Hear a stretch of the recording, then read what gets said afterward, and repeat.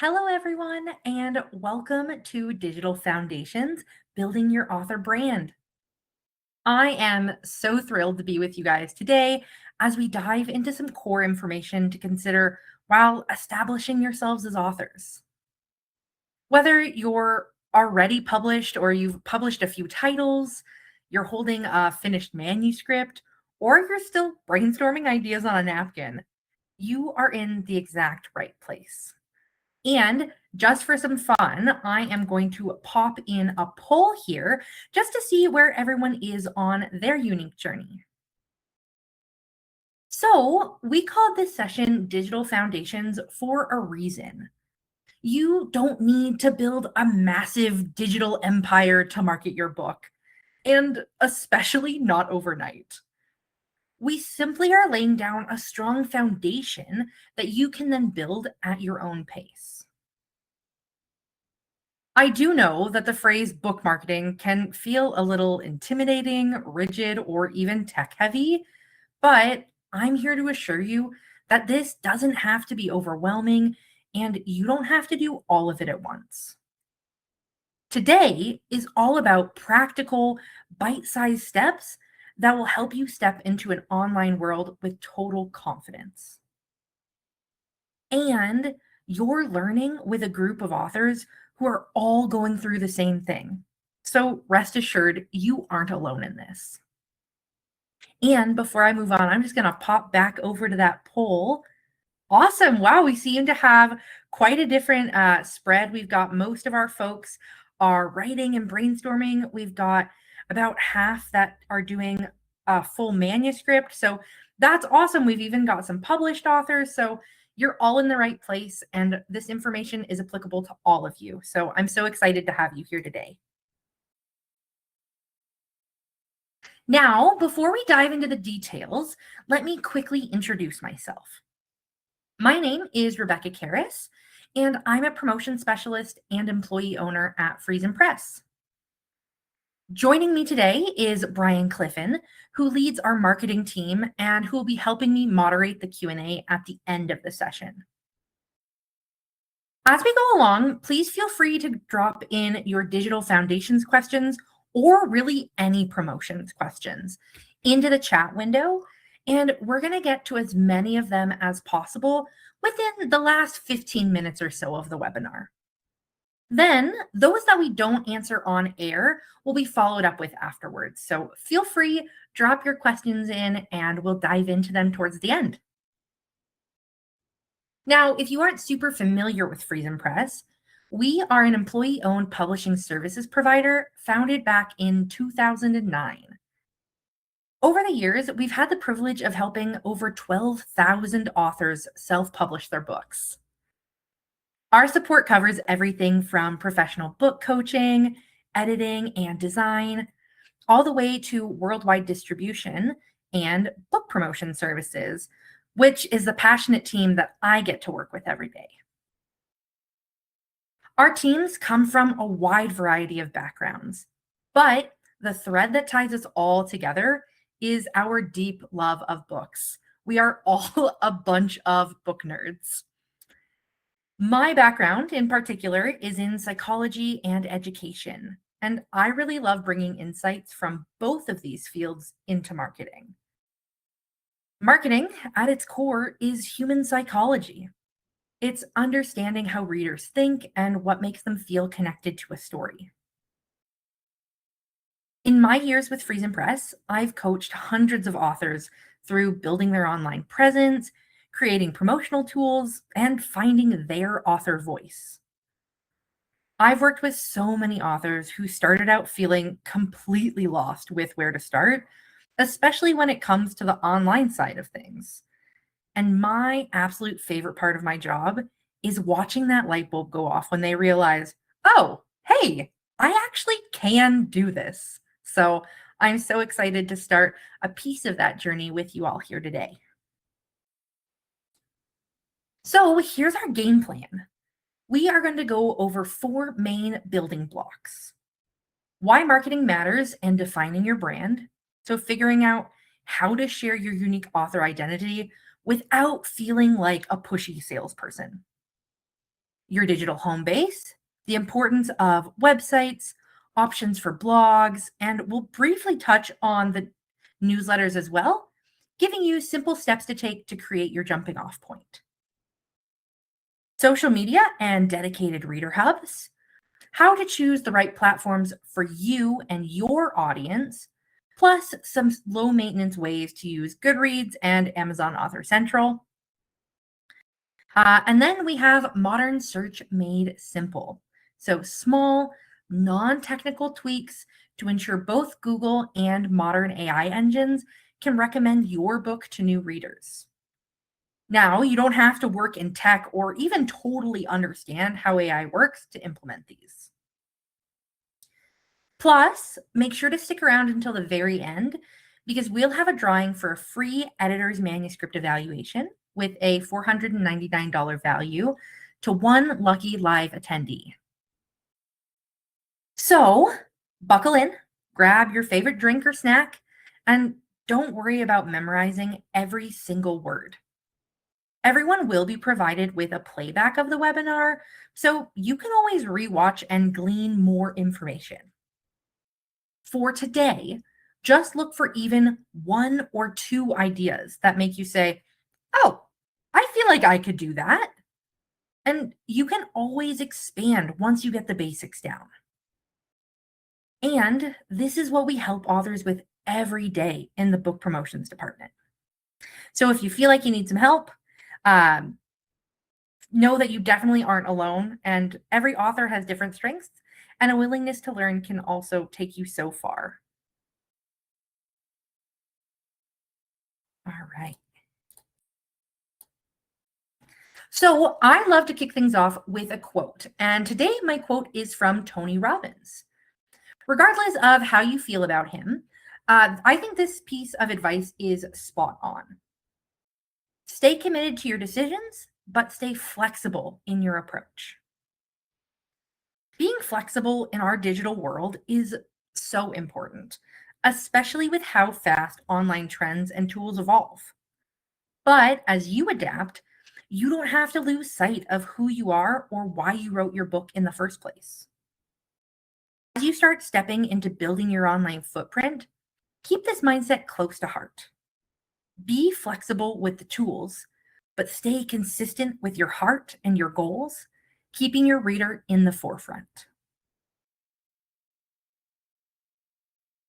So, to start, let's dive into our first pillar and find out why marketing matters in the first place and how to define your author brand. So, when you publish, there's a lot to consider beyond the writing process itself. While having a finished book is essential, I mean, after all, you do need to have that to share your writing and share your book. You also want to think about how you're going to help people discover it. Our world today is filled with entertainment and endless reading choices. And in many ways, that is a fantastic thing. But it also means it's easy for a great story to get lost in the noise. This is why consistent and targeted marketing is so important. It's the bridge that connects you and your hard work to the exact readers looking for it. Marketing strategies are unique to each author and each book, which is a great thing. You will all be marketing to a different audience, keeping in mind that you're presenting a story tailored for them. How you would market a romantic fantasy book, which has a huge and highly active online community, is going to look different from marketing a historical romance or a nonfiction guide. Yes, there are definitely foundational principles that work for all authors, but keeping your specific reader at the forefront of your mind allows you to shape your strategy around your strengths and the areas your readers are excited to engage in. By thinking ahead and building this foundation during or even before the publishing process, you give your book a warm place to land once it officially launches, with plenty of room to grow from there. Now, before you start creating online profiles and building that digital footprint, the very first step in your digital foundation is figuring out who you are talking to, your target reader. When we think about an author's ideal readers, we can look at a few different categories to help group them. This might include age range, demographics, geographic locations, or shared interests within your genre.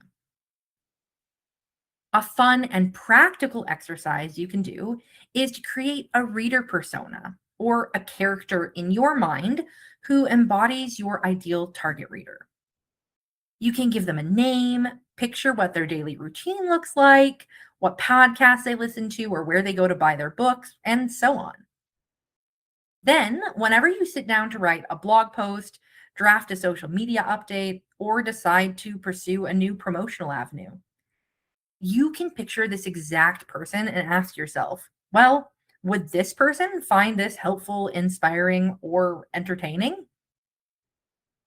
When you speak directly to one person, your marketing naturally becomes warmer, clearer, and far more magnetic to everyone else who shares those same interests.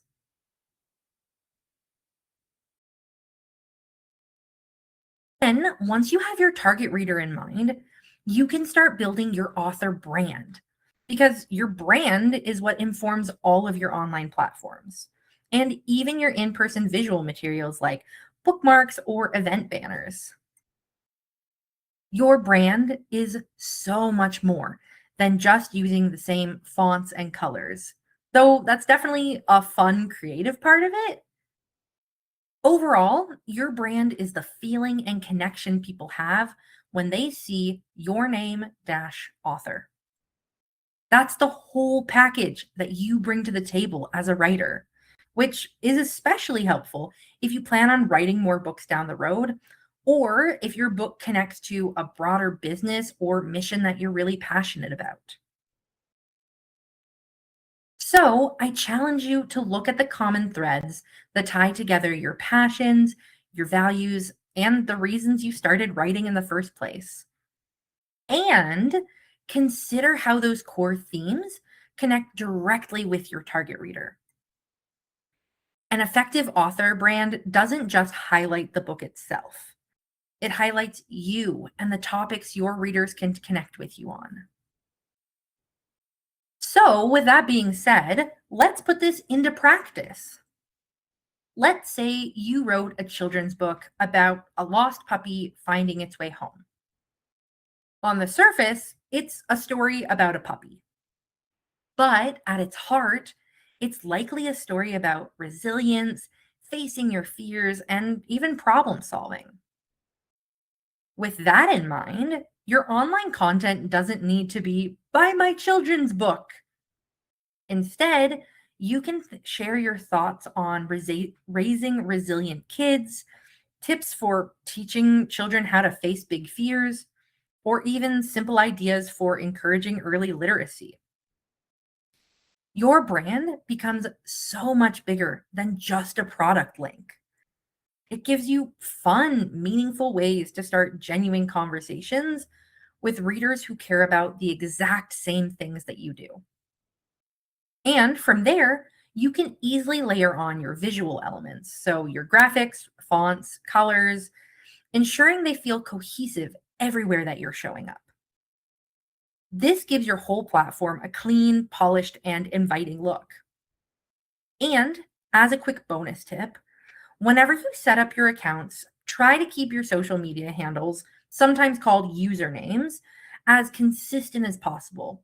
That way, it makes it super easy for readers to find you regardless of what platform you're using.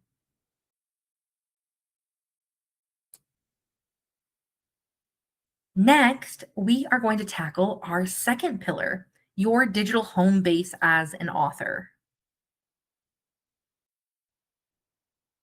Once you've defined your audience and your brand, you can start building the home base of your online presence, your website. I often have authors ask me if they really need a website for their particular book, and my answer is always yes. A website is the perfect choice for every single author, regardless of your genre, whether you're writing fiction, poetry, children's books, or even specialized nonfiction. Every story deserves a dedicated home base. About any time you've looked up a business, restaurant, or even a local organization online, you naturally look for their official website because it has the most reliable information and feels so much more legitimate than a random search listing. As an author, your website is where your readers jump into your world. You set the tone here using colors, graphics, fonts, and wording that evokes the vibe of your work. A dark mystery author's website is going to look very, very different from a nonfiction author writing about ecology. And that's a beautiful thing. Your website reflects your unique voice as an author. One of the best parts of having a website is that it gives you one single universal link to share everywhere you go. Looking for an author's social media? Go check their website. Looking for links to buy the book? Check their website. Looking for maybe event information, resources, extra content? Website again. Instead of sharing multiple long, messy links, you can direct readers to one single hub for everything they're looking for. Having a website also boosts your discoverability online through search engine optimizations, or SEO, which we'll touch on even more towards the end of the webinar today. Most website platforms make it simple to add keywords, and naturally, having your author name and book title through your site text helps search engines catalog that information. At FriesenPress, we love using Wix because it offers intuitive design tools, advanced built in SEO features, AI integrations, and even analytics. Now, while you don't have to dive into all of those areas right off the bat, they are there for when you want to take that dive. So it's always nice to have those options. We find Wix continuously updates their settings in the background as well, so you stay current with search trends without needing a tech degree. Now, since your website is the primary home base for you as an author, keeping it refreshed and aligned with basic SEO, search engine optimization, is ideal and is a long term investment you can make for your book. What this means is regularly checking your links and confirming they're still active, updating your keywords when your brand expands. So maybe you're publishing a second or a third book, and building out your site further when you see fit. Your website grows with you, so it doesn't have to have all of the bells and whistles right off the bat, but it gives you a solid foundation to expand upon.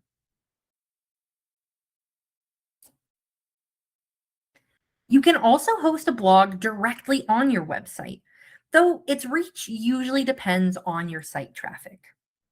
So if you don't have heavy traffic yet, which is totally normal, or if you're launching a fresh website, I actually recommend looking into Substack if you're excited about blogging and feel like you have the bandwidth to learn a new tool.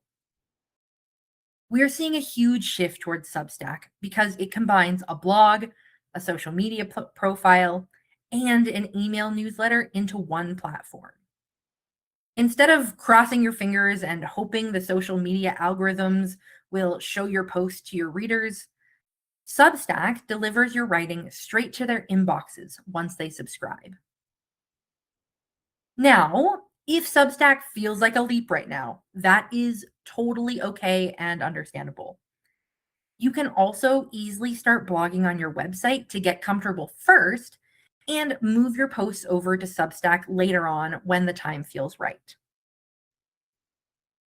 Um, in marketing, it's always best to start with what feels manageable and grow from there. So if that feels like too much right now, that is a-okay. Just have it in the back of your mind as an option in the future. Now, whether you use your website or Substack, long form content makes social media so much easier. Every time you would publish a blog, you can pull a quick eye catching snippet for social media to tease the topic a little bit and then direct them to go read the full piece. Like, go subscribe to my newsletter, go check out my blog on my website. It's a nice circular way of pointing people back. One quick note for Canadian authors is that Canada does have some strict email rules for traditional newsletters, and that might sound intimidating, but don't let it scare you. Tools like MailChimp help handle compliance, while Substack currently operates on a publication model that makes stepping into newsletters feel far less stressful. So, just some food for thought, something to keep in mind. Ultimately, if blogging is in your plan, choose the option that fits your comfort level today, whether that's your website home base or Substack.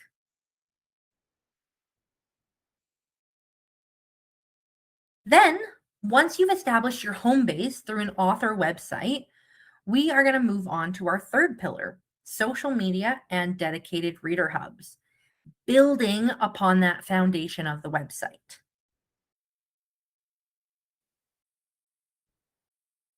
Now you can dive in and find your place on social media. But before we really dive in, I want to start with my ultimate rule for authors. You do not need to be on every single platform. And really, we advise against that. Remember, we are keeping your target audience in the forefront and pursuing strategies to reach them. Instead of taking on 4 or 5 different accounts, which typically leads straight down to burnout, you want to pick one, maybe 2 platforms that you feel comfortable using or learning to use and is where your readers spend their time. To help you choose, here's a very quick general guide. So we've got Facebook, which tends to lean a little bit older and has more focus on groups. You can create posts that have just text that include photos or make video reels. So it's got a lot of flexibility. But be aware, there are many groups on Facebook that are just kind of authors shouting into the void about their book with other authors shouting into the void about their book. So while you want to show up authentically, you also want to make sure that the people in those groups are also showing up authentically, not just marketing to other authors. Then we have Instagram, which has a very broad age range and is all about visual storytelling. It is a wonderful space to draw readers directly into your world and give them a feel for your book's aesthetic.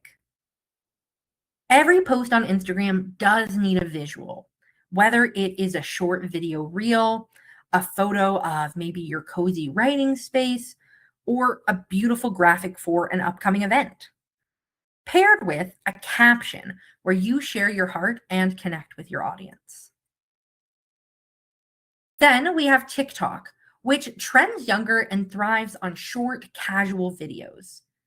And with TikTok, you want to post frequently to gain momentum. And then finally, we have X, formerly known as Twitter, which has a middle of the road age range and is popular for quick updates and networking within the writing community.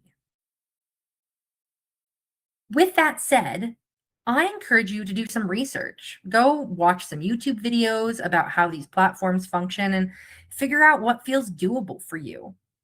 And then research where people are actively talking about your genre or subject. You can search for book reviewers, book bloggers, and readers who love your niche. When considering how to use social media of your choosing, keep in mind that social media trends do shift and change. And what's popular right now may not be the case 2 to 3 years down the road. But what we see right now is that many creators are moving away from hyper polished, perfectly edited videos because viewers crave real human connection. In a world of AI and influencers who seem like they have the perfect life, You want to stand out and be someone people feel a connection with. So, while you want your content to be good quality, don't hold off on posting until every single detail is perfect. Imperfection is relatable. Some accounts even have started posting bloopers, which adds like a little sneak behind the scenes peek. But ultimately, don't put too much pressure on yourself. Focus on being real over being perfect. And a quick tip for those who may not feel comfortable being front and center and sharing their whole life online, you can certainly have boundaries with social media. And honestly, that's very healthy. Remember, you're using that platform to represent your brand. So while you do want to be genuine and make connections, you don't have to share your whole life on there. Many authors also find it less scary to consider themselves just as the mouthpiece for their brand or overall message, as opposed to drawing the focus on themselves. Like that can be quite intimidating for some authors. So figure out what works for you while keeping your audience engaged. And remember, you don't need to master every technical detail of whatever platform you're using. Just be intentional. Algorithms track user behavior, which does sound a little creepy, but as an author, this is really helpful because it trains your algorithm to work in your favor. So engage meaningfully. Follow and comment on posts within the sphere of your brand and get social media working for you. Now, let's bring branding and social media together because you want to integrate your brand here too, just like you would on your website. Now, this doesn't mean that if your brand colors are, let's say, blue and green, that you can never post a photo with red in it. It just means taking cues from your book cover, your website, or the general mood of your story so that your profiles feel cohesive. Everything needs to make sense. You don't want your profile to look like a hodgepodge of random memes. But at the same time, you don't want to post the exact same graphic, just slightly reworded over and over again either. You want readers to easily feel the vibe of your brand and instantly identify you, whether they're visiting your website or coming over from another platform. When you establish your brand, it gives you so much more to talk about as well, which feeds straight into your social media strategy. Let's think back to that lost puppy book example.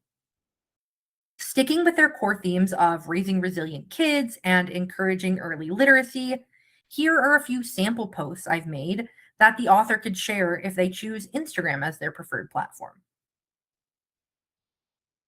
So, first, this is a personal post about how they help their child overcome a fear and what they've learned from it. I've paired this with a photo of a parent and child holding hands, but they could include a picture with maybe the parent and their kid, or even of the items that the child was afraid of, or something to give a feel for the story that's going on. My sample also includes a pretty robust caption as well to really engage that reader. Then another example is a post with practical tips for encouraging a child to read. I've paired this with a custom graphic that has easy to read points and has colors to match what would be my brand to make it feel even more cohesive. Notice how both options fit the deeper themes of the book and draw in on ideal readers without having to constantly say, buy my book. Actually, neither of those posts even mention a book. Another simple trick is to put on your author hat whenever you write captions or whenever you're posting. Keep your author tone front and center, whatever it may be, while still letting your unique personality shine through. So, again, you don't have to get on here and be a salesman doing the whole song and dance. You want it to be genuine and put on your author hat and embody that persona online. Then, while social media is great for making genuine connections with your audience and others in your niche, dedicated book platforms like Goodreads are a great avenue to explore for authors because they're built specifically for readers. Goodreads and many similar platforms out there like Storygraph and Fable give readers a place to track their reading habits, find more books like those they've enjoyed, see what their friends are reading, and some even use this to connect with the book community through groups. For an author, establishing their Goodreads platform gives them another professional landing page, allows readers to find their books in series order more easily, and leave a review for those books. Additionally, you can use that profile to point readers to your website and social media as well. The great news is setting up a Goodreads author profile is free and it requires very, very few updates. Though, you can participate more on it if you'd like to by tracking your own reading. To see how effortless this can look, let's take a look at this profile from FriesenPress's author, PL Stewart. So here you can see PL has filled out his author bio, added a profile picture, and linked his website and lists his main genres. He also has the official Goodreads author badge, showing that he was approved for an author profile. Below his bio, you can see all of his published books are neatly listed together. So, if a reader finishes one of his fantasy novels and loves it, they can instantly click his name and see what else he's written. Now, if we click on the first book title we see, this is what comes up. And this is the page for that book specifically. You can see that it has the Goodreads author badge here as well, and that his series name and his name are clickable. This is also where a reader would find reviews for this particular book. Additionally, as readers leave reviews, Goodreads' recommendation system naturally begins showing his book in the Readers Also Enjoyed section down at the bottom. And this shows similar authors' pages. It's a wonderful, low maintenance way to let the platform work for you in the background. So, here are 3 easy action steps for Goodreads. First, claim your profile. Once your book is available for sale, create a personal account and apply for the Goodreads author program. We have found typically you need a website before getting approval. 2, polish your page. Once you're approved, add a friendly headshot, a short author bio, and link back to your website home base. And lastly, engage and explore, even as a reader. You don't need to post every day, but it's helpful for you to explore the platform, even start logging the books that you're reading, particularly if they fit like within your brand and your genre, and leave reviews for books that you love or authors you collaborate with. You can also explore options for hosting a Goodreads giveaway around your launch if that's in your budget. Keep in mind, you don't have to have a Goodreads author profile for readers to leave reviews for your books, though we definitely do advise it. FriesenPress's authors' books automatically upload to Goodreads, and so readers can leave reviews for those once those pages are ready. Having an author profile adds another layer of professionalism and has the perks that I've talked about. Then, along the same lines, you'll also want to claim your Amazon Author Central page. Just like with Goodreads, you don't have to have an Author Central for readers to leave reviews on Amazon, but it does look much more professional and has some benefits. Setting up your author page on Amazon is totally free, and it creates another polished footprint online and makes it effortless for shoppers to browse your full catalog of books in one place. You can add editorial reviews, upload a headshot, write your bio, and even allow readers to follow you to stay updated on new listings. It does take about 15 minutes to set up, but it adds a massive layer of professionalism to your Amazon book listing. So definitely worth the 15 minutes. And now for our final pillar, we have modern search made simple, which I want to equip you with ways to future proof your online footprint that you're building. So, you've all probably noticed that search engines like Google and even tools like ChatGPT now answer direct questions right at the top of the screen before you even click a link to the results page. There's like an AI overview. And this is a huge shift. Instead of aiming for a link on a list, you now want your author brand to show up as a direct recommendation from these AI engines. Now, you don't need to be a programmer or an AI expert to navigate this. It simply comes down to helping search tools understand who you are and what your book or brand is about.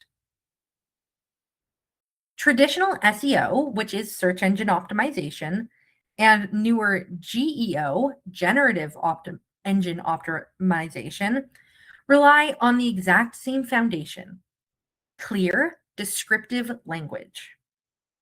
Using natural keywords like your author name, your book title, and even your specific genre across your main active hubs, like your website, Goodreads, or Amazon, gives search engines exactly the base they need. To take that a step further, make sure to define a clear tagline, slogan, or even mission statement for your author brand and feature it across all your platforms. Having a clear brand summary makes it effortless for AI tools to grab an accurate snapshot of what you and your brand are all about and recommend you to searching readers. Beyond your own platforms, we also know that generative search engines love pulling from reliable, popular sources across the web. So think professional media, book blogs, and active reader communities like Reddit. By showing up in these spaces or even being mentioned in these spaces, or building a presence on trusted sources, you establish your expertise in the genre and help AI engines connect readers directly with your work. Another great way to enhance your generative engine search is adding a simple FAQ or frequently asked questions page to your website. AI search engines love direct questions paired with clear and concise answers. Think of people using these search engines. They're asking specific questions to get more targeted results. So put on your reader hat and think about what your target reader might ask when searching online.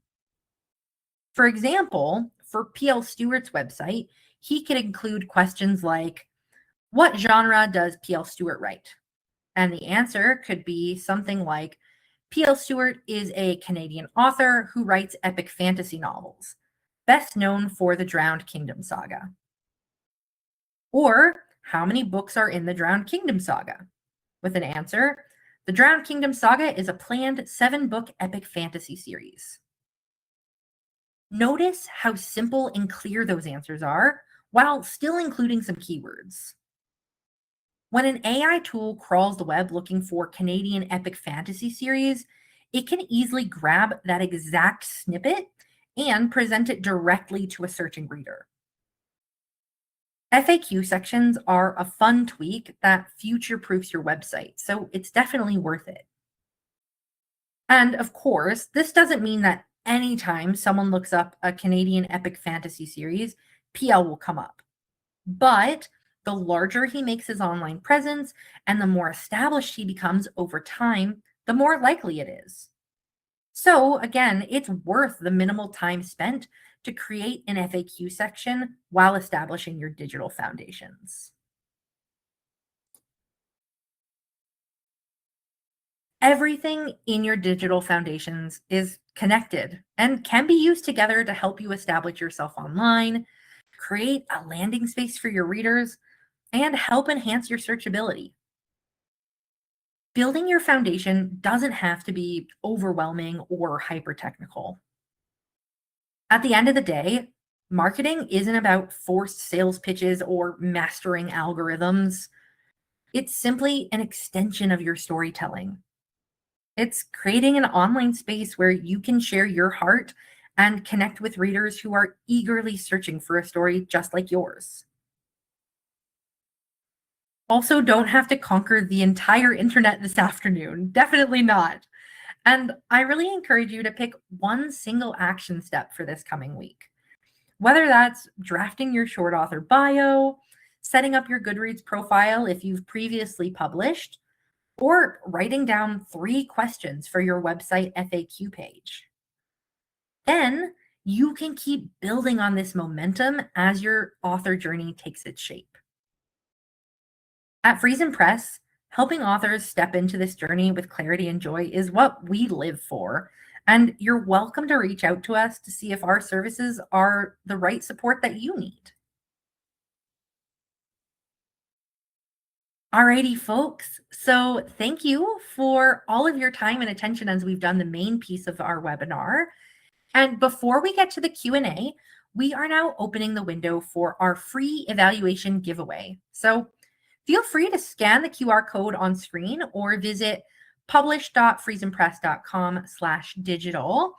Brian is going to pop the link in the chat as well. And some of you may be asking, what is an editor's manuscript evaluation? And that is a totally valid question. An editor's manuscript evaluation is a complete read-through of your manuscript, and your FriesenPress editor will provide you with an essay of feedback based on customized notes you do with your publishing consultant. That feedback can speak to holistic pieces like structure or character development, as well as granular elements of style and prose. Not to be confused with book coaching, the editor's manuscript evaluation provides a roadmap for a completed draft through a journey of revisions or subsequent editing. So please feel free to enter this draw, and we will email our winner within the next 24 hours. So awesome. Just going to leave that up for a second for people to scan before I switch over. All right. Finally, again, thank you all so much for being here. We're going to transition into our Q&A session. Brian is going to join us, and then I am just going to stop sharing my screen. All righty, there we go. Awesome. Thanks so much, Rebecca. As a marketing guy, I'm definitely into this topic, and we got a ton of really great questions here. I see a few that I can answer really quickly right off the bat. And one is just a reminder that we are sending a replay of this session out tomorrow. So if you're watching that replay right now, hello. But for everyone on the call, you are going to have a chance to rewatch it, to share it if you like. So you can look for that in your email inbox tomorrow around this time tomorrow. So yeah, just wanted to get ahead of that one. Please keep the questions coming, but let's get into it. I highlighted a bunch here. Had a few questions here about Threads and Blue Sky. I know they were kind of in the recommended, or they weren't covered as platforms, but yeah, what are your thoughts on those as social media platforms, and why an author might choose one over another? Yeah, so those are more up and coming. They're not in like the main bulk that we typically list and go through, but all of them have their own benefits. So, Blue Sky is short snippets. Same with Threads. They're less image heavy like Instagram and TikTok are. So it really depends on your preference. Threads still is within the meta system. So think Facebook, Instagram. There's ways to connect those. And we saw those take off when they first launched. They don't always keep up with the kind of main core, but I always recommend, if you're interested in those ones, explore it, watch some videos, check it out, see if your people are on there. And then if you're not wanting to do lots of photos and pictures, that's perfect. Yeah, 100%. Just from the FriesenPress perspective, we actually pivoted off of X this year and went to Threads. That was a very much a growing community for us. It's where our people are. So we made that decision to jump over to Threads, and it's been great for us. We've got a really nice little community happening there, and it's growing, which we wasn't something we were really seeing on X. So Yeah. just a little behind the scenes here at FriesenPress that we make these decisions just like you guys are. We're all doing the same kind of work. So wanted to just throw that out there too.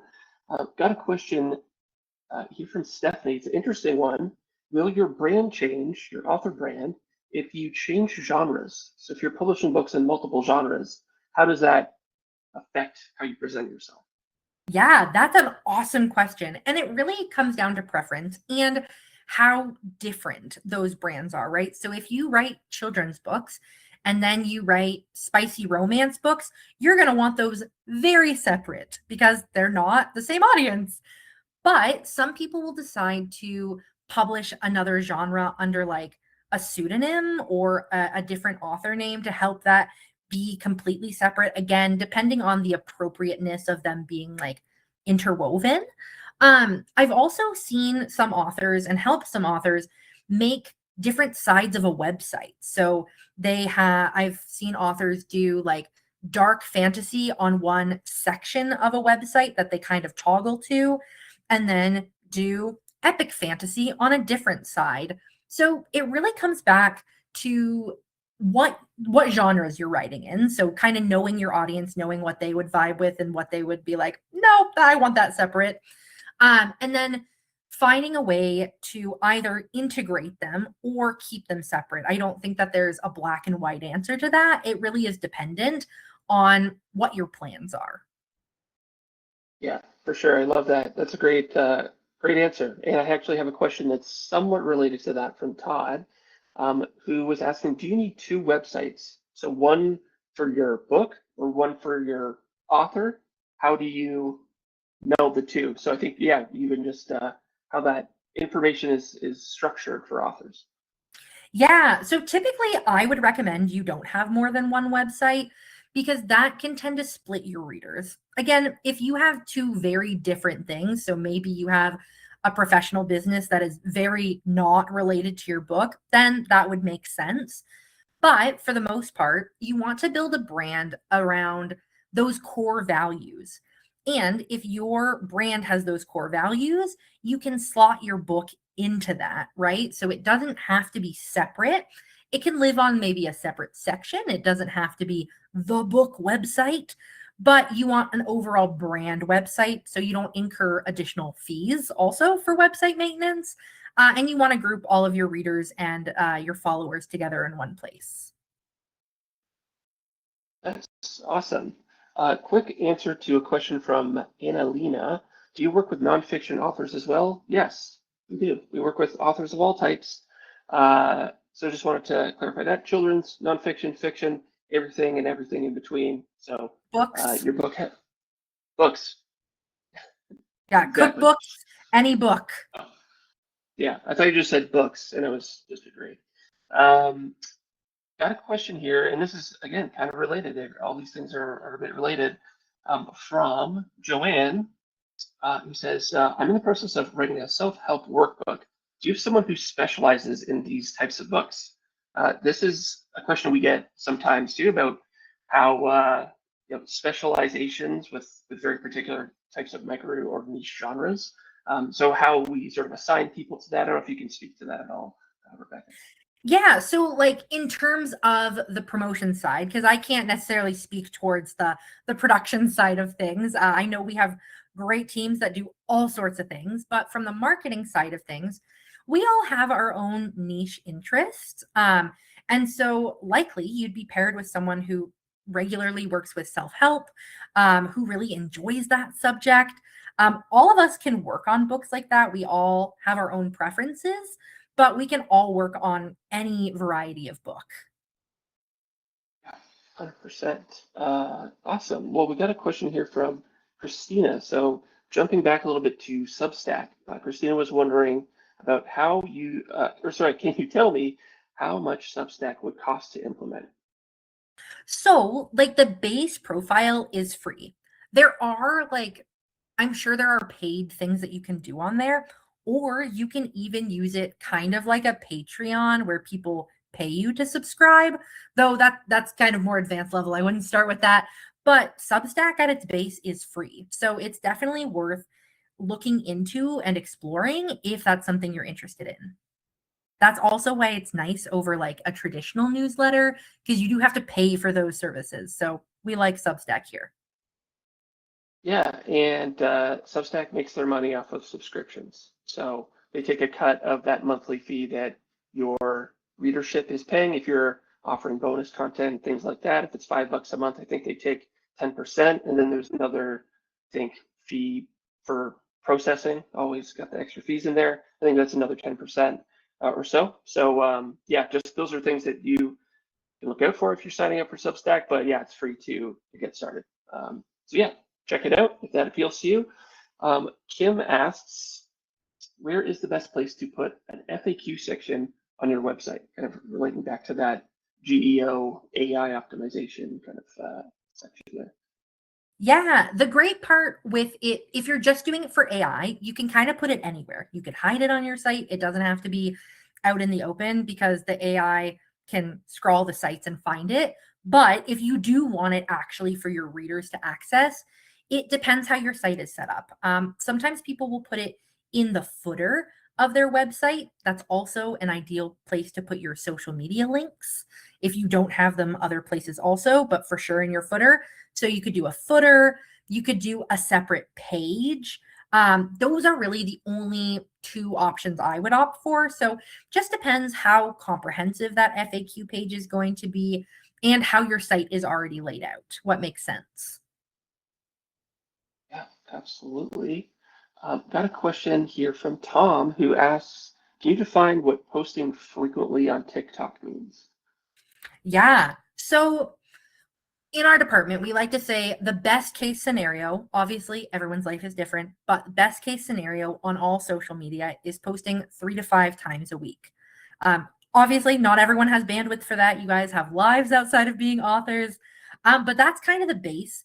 But TikTok, ideally, if you can post daily every other day, that's going to be even more beneficial to you. So it's all about frequency, kind of catching attention right away. And that's kind of the shtick for TikTok.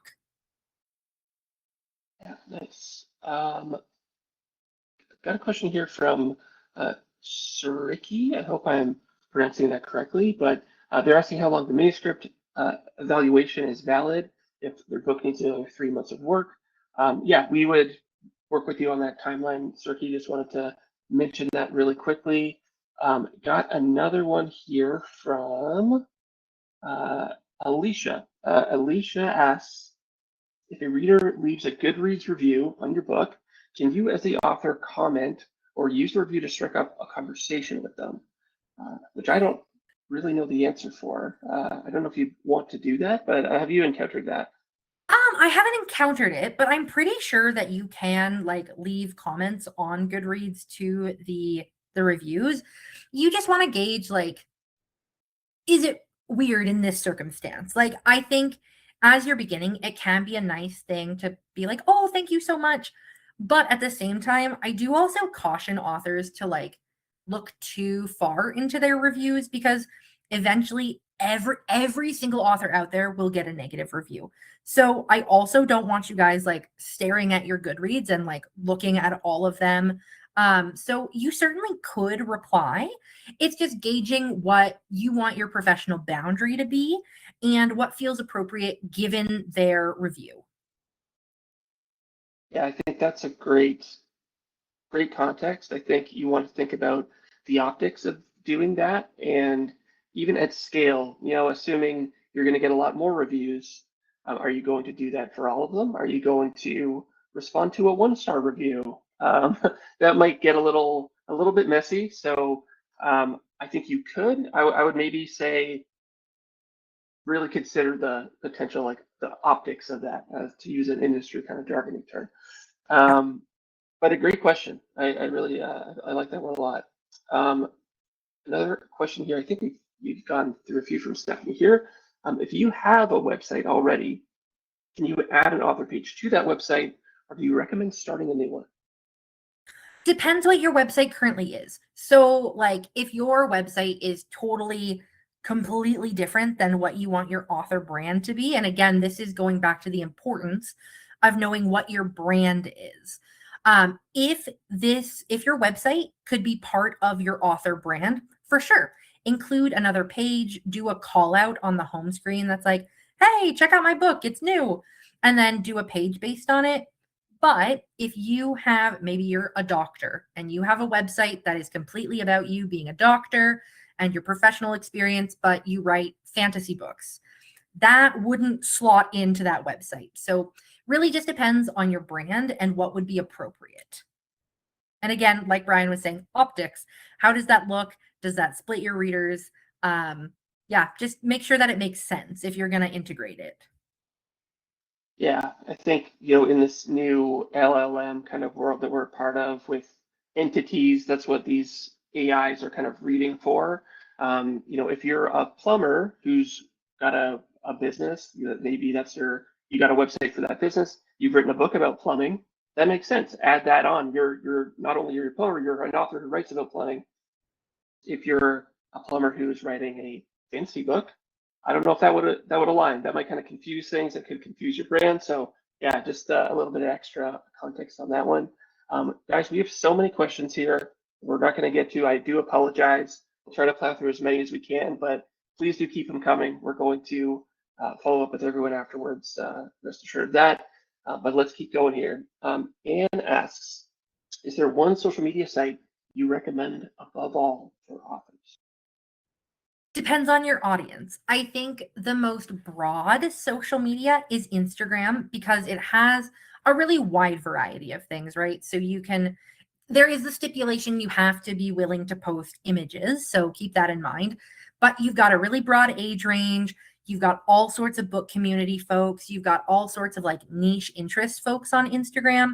So if I had to choose one, I think Instagram is the broadest.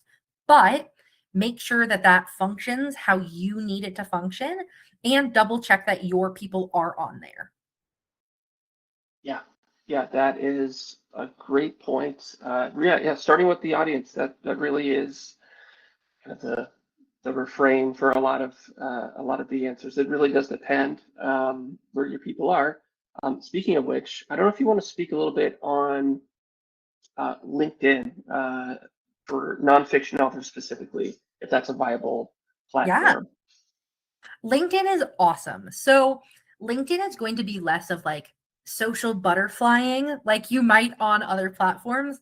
LinkedIn is really good for, again, if you have a professional brand that your book is slotting into. So like the plumber writing about plumbing, perfect. LinkedIn is where people are being professionals online. This is where people are networking for jobs, they're talking about their careers, they're doing personal development and growth.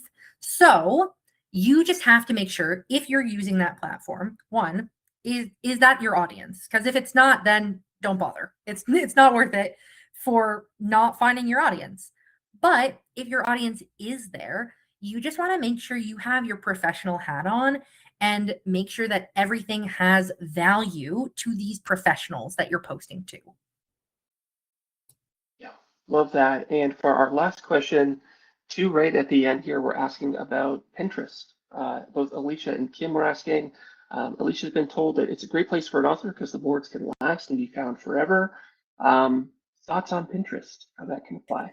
Yeah, Pinterest is kind of a double-edged sword. So Pinterest is definitely nice for what it is. So people use it to pin fashion, they pin craft ideas, they pin um, recipes and things that they want in their home.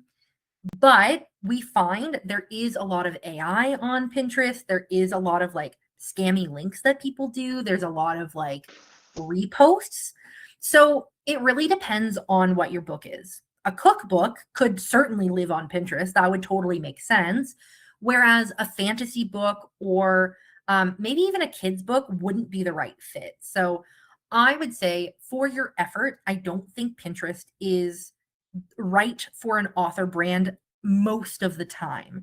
There are, of course, exceptions, but for the amount of time that you want to be spending establishing that genuine connection with people, that is usually not going to be worth it or available on Pinterest. Yeah, I almost see that as a secondary kind of Yeah. channel rather than a primary one, especially if you have a lot of visual media in your book, or want to say like, hey, look at this mood board of my book, my fantasy book. These are like I'm making a Pinterest board that you can explore and engage with.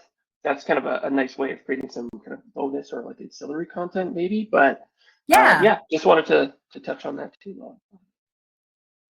Okay, that's a the great future idea. of community that's on there, says Kim. Yeah, yeah, and again, it could be relevant to your audience for sure. That's Yeah, don't want to completely throw that out that idea, but just it's layers of these things.